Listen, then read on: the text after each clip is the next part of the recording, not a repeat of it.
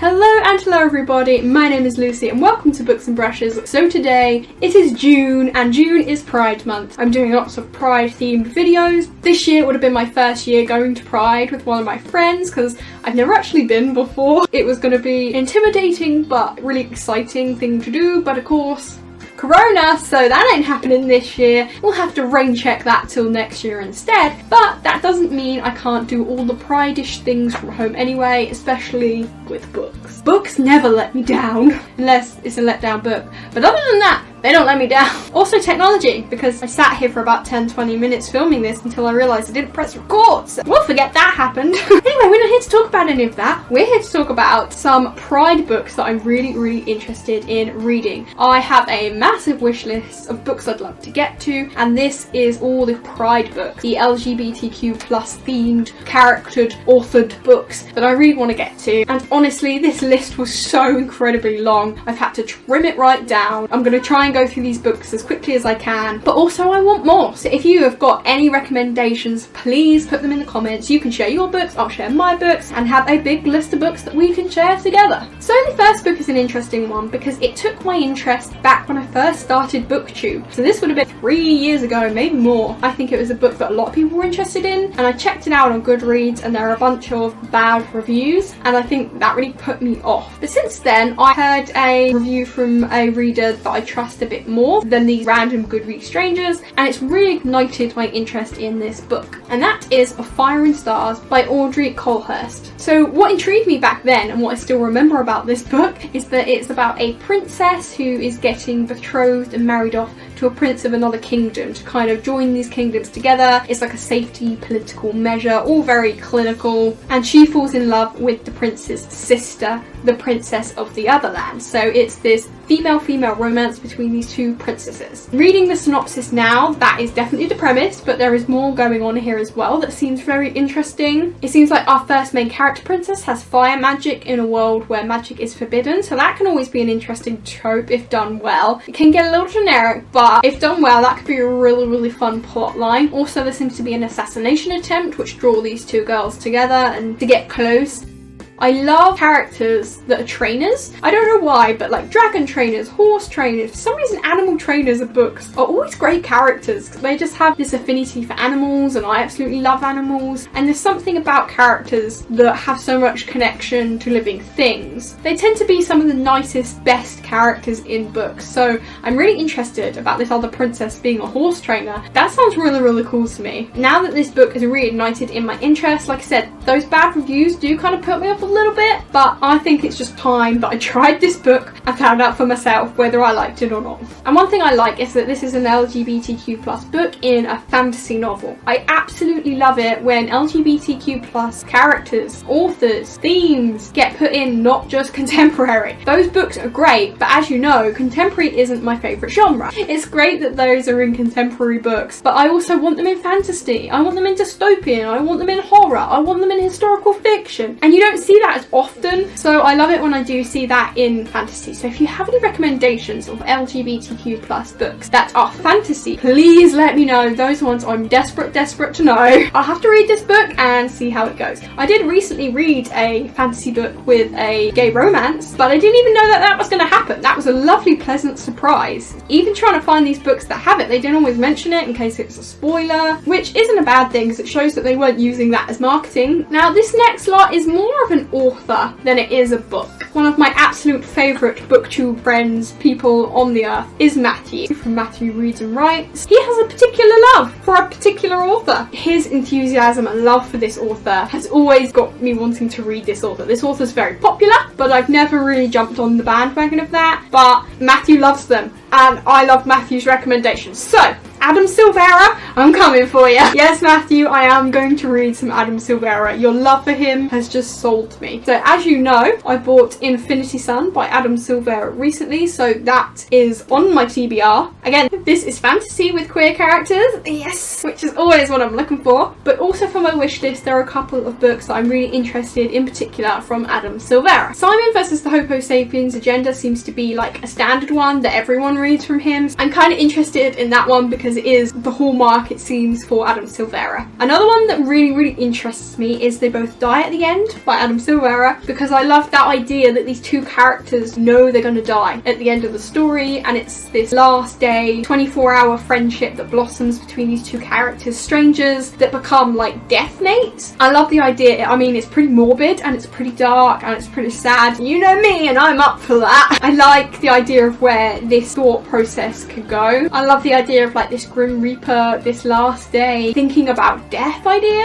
Maybe that's just depression talking. But either way, I think it's a really interesting concept for a book, so that really interests me. And the last one I've heard of and never looked into until I wanted to do this video, and it sold me. So that is More Happy Than Not by Adam Silvera. More Happy Than Not is about this character who is potentially gay, and there seems to be a tragic family accident and he's still struggling to get over that and move on from this tragic event. And there is this institute that can give you basically a lobotomy, is what I'm getting from this. There's an institute that can cut out your memories or parts of your brain, and this character is seriously considering chopping out the parts of him that are just too painful to keep, but also worried that he might lose himself in the process. I love that plot line. Not only is it LGBT, but it is also mental health, and as you know, mental health rep in books means a lot to me. In fact, a lot of the books on this list, LGBT and mental health tend to be best friends in books. They go together really well. I think both of these communities can empathise with each other and have a lot of crossover with each other. So I love books that have mental health as well. So this list is like doing double duty here. The idea of chopping out the parts of your brain that are too painful and your memories. I love that idea. Can you imagine just chopping out the depression and getting rid of that? Wow, I'd love that. But also the idea of who would you be if you didn't have your darkest part. I love that kind of dark, gritty, moral, intriguing idea. And this is Adam Silvera's debut, which I didn't know. And it seems like the book of his that I am most interested in based on the synopsis. So you get your wish, Matthew. Okay, I'm going to read Adam Silvera. You're welcome. Fingers crossed, fall in love with him. So while we're on the subject of Matthew recommending things, there is a book that Matthew mentioned that I am really intrigued and interested to read, and that is Little and Lion by Brandy Colbert. Now this book appears to be about a brother and sister, and we have the sister who is figuring out that actually she thinks she might like girls, and we have a brother who is struggling with bipolar disorder. The sister really wants to help the brother. His mental health is spiraling dangerously out of control, but she's also falling in love with the girl he likes. All of that just sounds great. If you watched my mental health video, you'll know that mental health is a topic I absolutely really want to read more, and bipolar, yes, I know someone who has bipolar and I'm really excited to see that represented in a book. I really hope it's good, and also that idea of there's someone who is coping with someone with that disorder and that person just happens to be a lesbian or possibly bi or something, but either way she like girls. And I'm really excited for this plot about this brother and sister because I love familial relationships. You don't see that enough in YA books, and also they like the same girl, so that's going to create all sorts of conflict and tension and angst, and just every angle of that story sounds like it interests me. Matthew recommended it and I really think I would love this book, so it's jumped straight up to the top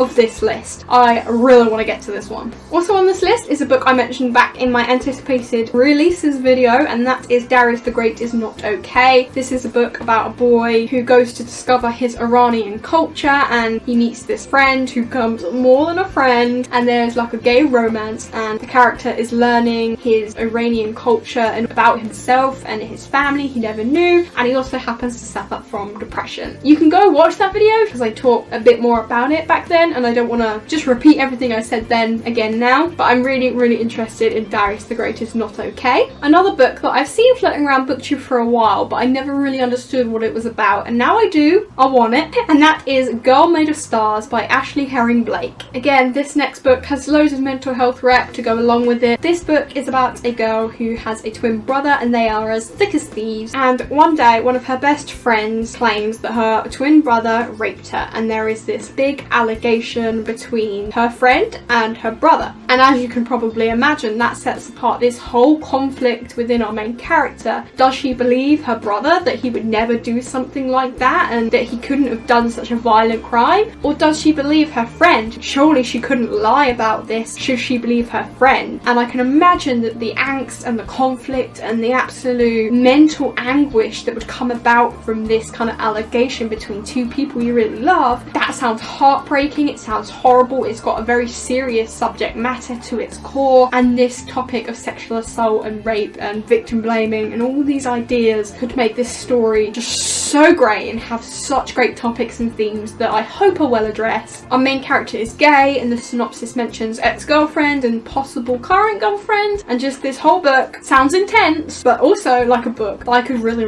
love, so excited for that one. While we're on the lovely subject of rape culture, there is another book with similar themes that I'm really interested in with a lot of queer characters, and that is The Nowhere Girls by Amy Reed. So this book seems to focus around 3 girls who feel like misfits, that they don't fit in anywhere, and they kind of form this group where they are the Nowhere Girls. There is one girl who is new to town, and her mother turned from a Baptist priest to a radical liberal is what it says. Don't really know quite what that means, but I guess I'll find out. Our second girl, she is queer, she is punk, and she's Mexican. All the inclusivity right here. She dreams of playing music instead of babysitting her cousins and working in a family restaurant. The third girl is very nerdy. She's into marine biology and Star Trek, and she seems very quirky, and these 3 unusual girls get together and they find out that there's this other girl that used to live in their house called Lucy, funnily enough, and they find out that she was run out of town because she accused this really popular guy at school of raping her, and everyone just boycotted her and ran her out of town. Our 3 main characters feel that she never had justice and that this was so wrong. They need to finally do something about the misogyny and the sexism and the horrible rape culture in their high school. So they seem to like make this pact and they go about making these changes, and it seems like they're boycotting sex from guys and they're trying to radicalize and bring light to this subject, and it seems like it's going to have such interesting topical commentary on rape culture, and also it's got queer characters and it just seems so inclusive. All seems like a great mixture of a book to me. Another book that seems to deal with a lot of heavy, interesting topical themes is Not Otherwise Specified by Hannah Moskovitz. I'm gonna go with Moskovitz. And as the title suggests, it seems this girl just doesn't want to be defined, which straight away is an interesting idea, that she doesn't want to be, hey, I'm a lesbian, because there are people that do feel that they are queer, but they don't want to put a label on what type, they don't want to confine themselves to a box, and I totally understand that way of thinking, and I don't think you should have to have a label. The big topical element of this book seems to be anorexia and mental health in the eating disorder department, which I'm really intrigued to read into. I say this way too often, but there is a person I know who has a very severe eating disorder problem. In fact, I've known a couple of people in my life who've had them, and it's a serious topic and one that isn't talked about enough. There's a lot of stigma on it, and even now that one's been brushed under the rug even when others have come to surface into the light. So I'm really interested in that plotline. So it seems like this main character, she's a dancer, and obviously that's quite prevalent in the dancing world. She meets this other girl in this therapy group, and since our main character doesn't feel like she fits anywhere because she just doesn't put labels on herself, she doesn't even fit in the queer community because they want to label what she is and validate that she belongs there. She doesn't fit in the queer community, she doesn't fit in the regular community. I think she's bi, but again, she doesn't want a label, and that's fine. It says in the synopsis that she doesn't look anorexic enough, which is, you can't look. Even that idea of appearances aren't what they seem, and how can you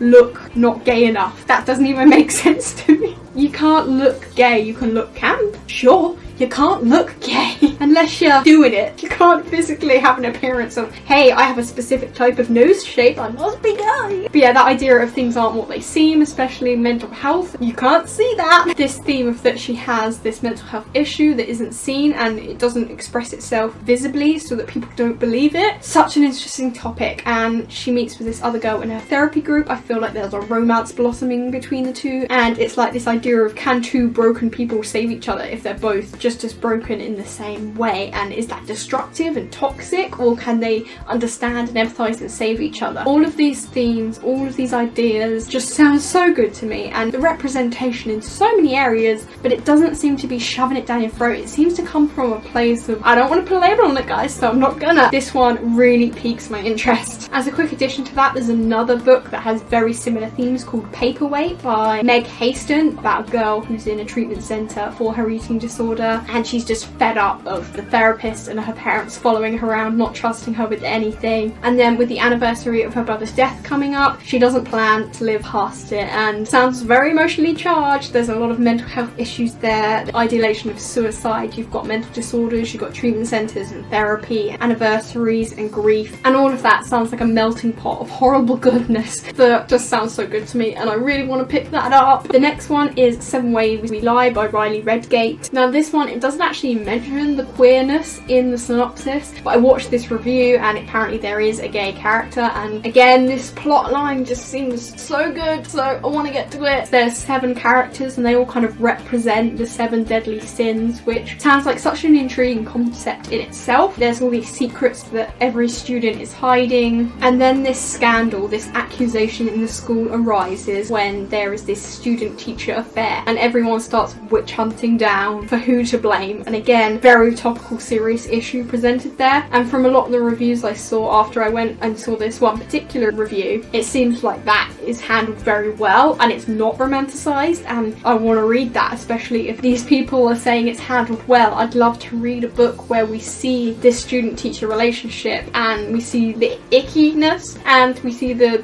culture and the rumours and how this affects the school and how people respond to this. And with these characters, there's no mention of the queerness, but I've heard that there are gay characters. I'm just going on rumour here, which is ironic considering the synopsis, but apparently this one's got gay characters in it, so I thought I'd add it in the list. Now this next one I'm intrigued by, and that was If I Was Your Girl by Meredith Russo, and that's because this one is about a trans character, and I have never read a book with a trans character. I'm really interested to read a new perspective and a new queer type that I have never read about in a book before. I'm sure there are out there, but I've never read one, and I think we should correct that. So this book is about a trans character who moves to a new school and she's desperate to fit in, and because no one knows about her past and no one knows she used to be a boy. Obviously that tends to make waves in a lot of places, so she's really looking forward to this new start when no one knows that she used to be a boy and she can continue as a girl. And she gets this new best friend and she starts to grow with him and get closer to him, and they start sharing pieces of themselves with each other, and it seems like she gets closer and closer, and she desperately wants to tell him the truth because of how close she feels to him and how she just wants to tell him everything about her past, but she's scared that if she does he will be horrified that he didn't know, and she doesn't know how he will react to the news. She's terrified that if she does she will lose him as a friend and possibly a romantic interest. I don't know if these two are going to get together with this trans character and this boy's ex-boy getting with boy. I don't know what you'd call that in the queer community because it's not quite straight because one of them is trans. It does say that this is a love story, so I feel like there is going to be a romantic element in this book, but either way I'm really looking forward to hearing from a trans character, seeing their perspective, because as I always say, books are about seeing other people's perspective, and I'd love to get in the mind of a trans character and kind of understand that. And again, with the theme of the trans element, this next book has also got a trans character, and that is Lily and Duncan by Donna Gephardt. So our main character Lily, she used to be a boy, she used to be Timothy, but now she is Lily,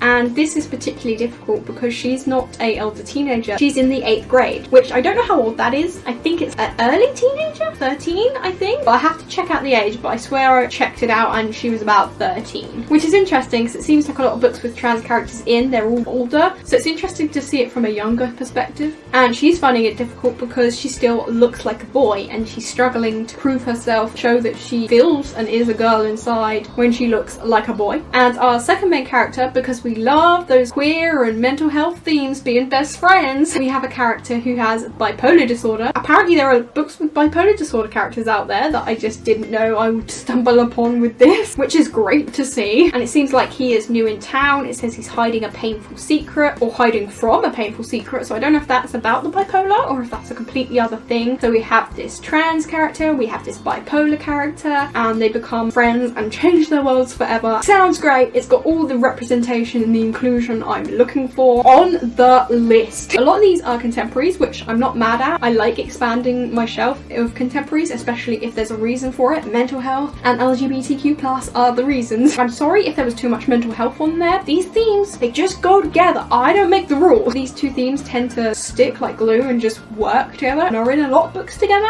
Is it just me that's noticed that? Probably not. I love contemporary books with these themes, but also I need more fantasy books with these themes. Another thing I really want to do at some point, I'm not going to get a chance this month, I know that for sure with all the moving chaos, but I really want to put together a list of queer books that are fantasy books that maybe you didn't know had queer characters in them. I just think that would be a fun video, and that's a list I want to see, so maybe I'll just try and put one together. I can comb through all the fantasies and dystopians and books like that I've read where there are queer characters that maybe weren't mentioned in the synopsis, but they're definitely there and inclusive. We'll see. That video will come together at some point, but if you have any recommendations of fantasy books, you can put them in the description below. Sorry if my voice has gotten really crackly. My voice is going, but I hope it wasn't too obvious. Thank you for watching. Please like this video if you enjoyed it. It helps me out immensely, and comment down below too, because I love chatting with you guys. I can't say that enough. And if you've enjoyed more of one of my videos, then subscribe. Why would you not want to see this lovely face appear in your timeline? Thank you so much for watching. Happy Pride Month. Sorry to everyone who didn't get to go, including me. Next year, guys, books will always be here for us, and I love them. Thanks so much for watching this video, and I will see you in my next one. Bye!